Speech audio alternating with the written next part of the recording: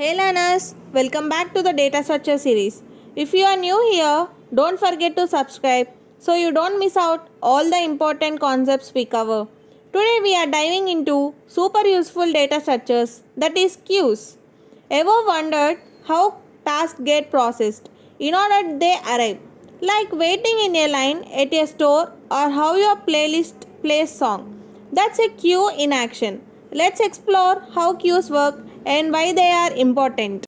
Let's start with the basics. The definition is a queue is an ordered collection where elements are added at the rear and removed from the front. Queues follow the FIFO principle, meaning first in, first out. Just like standing in line, the first person in is the first person served. Here are some key operations of a queue. First one is queue operation. It creates an empty queue. The second operation is enqueue operation. It adds an item to the rear of the queue. And third one is dequeue operation. It removes and returns the front item. The isEmpty operation checks if the queue is empty or not. The size operation returns the number of items in the queue. Now that we have an idea of what queues are, let's take a deeper look at how they work. Now, let's look at a simple example to really understand how a queue works. Imagine we have an empty queue and we start inserting some numbers 25, 30, 51, 60 and 85. As per FIFO rule, we add these elements to the rear. So, after inserting, our queue looks like 25, 30, 51, 60 and 85. If we want to remove an item, we take the element at the front of the queue first, which is 25. Queues make sure that whatever gets in first also gets out first, maintaining that orderly processing. Now that we know how queues work, let's explore some real world applications where queues play a vital role. The first one is resource management. Think of a waiting list for shared resources like printer or disk or CPU. Queues ensure that tasks are processed in the order they arrive. Second one is asynchronous data transfer. Queues help manage the data transfer at different rates like in file, input or output, or pipes and network sockets. They keep everything flowing smoothly. The third one is buffers. Applications like MP3 players or CD players use queues as buffers, ensuring the data is available at the right time, preventing disruptions in playback. And the fourth one is media playlist management. In media players, queues are used to add or remove songs, maintaining the play order. The final one is interrupt handling. Operating systems use queues to manage interrupts, making sure they handle requests efficiently and in the right order. So you can see, queues are essential for keeping systems and processes organized and efficient. Let's now talk about how queues can be implemented. There are two common ways to do this. First one is using an array. In this method, we organize a fixed number of elements in a queue. The queue has a fixed size, which means that when it's full, we can't add any more items until we remove some. Second one is using a linked list. This method allows us to organize an unlimited number of elements. The queue can dynamically grow as needed, making it more flexible for scenarios where we don't know in advance how many elements will be added. Each method has its pros and cons depending on the situations. Arrays are simpler but limited in size, while linked lists provide more flexibility at the cost of complexity. Now, let's see how we can implement a queue using an one-dimensional array.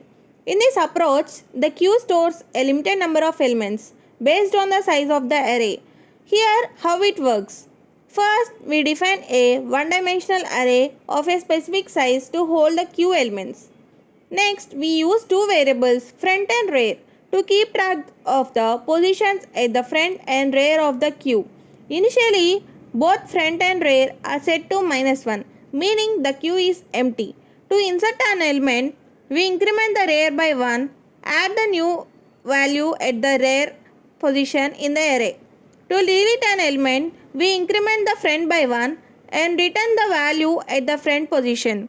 Remember, queue operation always follow first in first out or FIFO principle. The first element added is the first one to be removed. Now let's walk through a code example of how a queue is implemented using an array in C. First we include the standard input output and standard library headers which are needed for functions like printf, scanf and exit functions. Next we define the size of the queue as 50. This is the maximum number of elements our queue can hold. These are function declarations for enqueue to add an element, dequeue to remove an element and display to show the current queue. Here we can define the array queue of size 50. The variables rear and front are used to track the rear and front positions of the queue. Both are initialized to -1 to indicate that the queue is empty. In the main function, we use an infinite loop to continuously display the menu until the user chooses to quit. This prints a menu with 4 options: add an element to the queue, remove an element from the queue, display the queue, and exit the program. We ask the user to input their choice and store it in the variable choice. Here how program works. The switch statement checks the user's choice and calls the respective function enqueue, dequeue or display. If the user enters 4, the program exits. If the user enters an invalid option, it displays wrong choice. Now let's dive into the individual functions. The enqueue function first checks if the queue is full by comparing rate to size -1. If it's full, it prints queue is overflow. If the queue is not full, we check if front is -1, which indicates that the queue is empty. If it is, we set front to 0, meaning the first element will be inserted at position 0. We then ask the user to enter a value, store it in the variable val and add it to the queue by incrementing rear and storing val at that position. The dequeue function checks if the queue is empty by looking at front and rear. If front is -1 and or greater than rear, it means the queue is empty and it prints queue underflow. Otherwise, it prints the value at front of the queue and increments front by 1 to remove the front element. Finally, the display function checks if the queue is empty. If it is empty, it prints queue is empty. Otherwise, it loops through the queue from front to rear and prints all the elements. And that's how you implement a queue using an array. Simple but effective. Let's see how the queue program works with some values. When we run the program, a menu appears with options to enqueue, dequeue, display or quit. Selecting option 1, we insert the number 10. The queue now contains 10. Next we enqueue 20. The queue updates 10, 20. Adding 30 results in 10, 20, 30. Choosing option 3, we display the queue showing 10, 20, 30. Selecting option 2, we dequeue an element. The program removes 10 from the front. The queue now looks like 20 and 30. If we try to dequeue again, it removes 20, leaving 30. Dequeuing one more task out 30, leaving the queue empty. Trying to dequeue now, it shows queue underflow. If we enqueue again, after reaching the maximum size, we get queue overflow. Finally, selecting option 4 exits the program. This demonstrates the queue's FIFO operation using arrays. Now, let's take a look at how we can implement a queue using a linked list. One big advantage of using a linked list is its dynamic size. Unlike arrays, which have a fixed size, a linked list can handle an unlimited number of data values. There is no need to specify the size when you start. Let's break down how a linked list queue works. Each node in the linked list contains two parts, the data and a pointer to the next node in the sequence. We use two pointers to keep track of the queue. Rear, this points to the last inserted node, the newest element in the queue. And front, this points to the first inserted node, which will be the first one to be removed. Queues implemented using a linked list still follow the FIFO order, first in, first out. So, the first element inserted is always the first one to be removed. Now let's go through the implementation of a queue using a linked list line by line. We include the standard input-output library and the standard library which are required for functions like malloc and free for memory allocation. We declare three functions: enqueue to add elements to the queue, dequeue to remove elements from the queue, display to print the current elements in the queue. Here we define a start node to represent each element in the queue. Each node contains data and next, data to store the value, and next a pointer to the next node. We also initialize pointers front and right to keep track of the first and last nodes in the queue, starting as null because the queue is initially empty. We declare an integer val to temporarily store the value entered by the user. In the main function, we create a menu driven program using a while loop. The program continues until the user selects option 4 to exit. The switch statement calls the appropriate function based on the user's input. If the user selects an invalid option, an error message is printed. Now let's look at the enqueue function. We ask the user to input a number and store it in the variable val.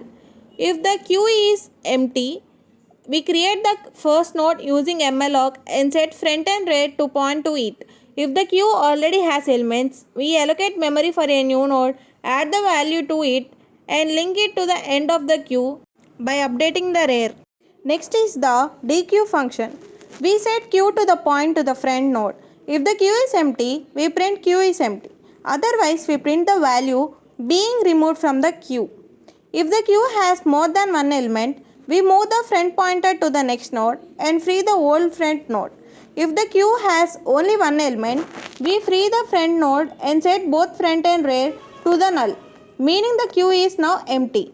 Finally, let's check the display function. We set queue to the point to the front of the queue.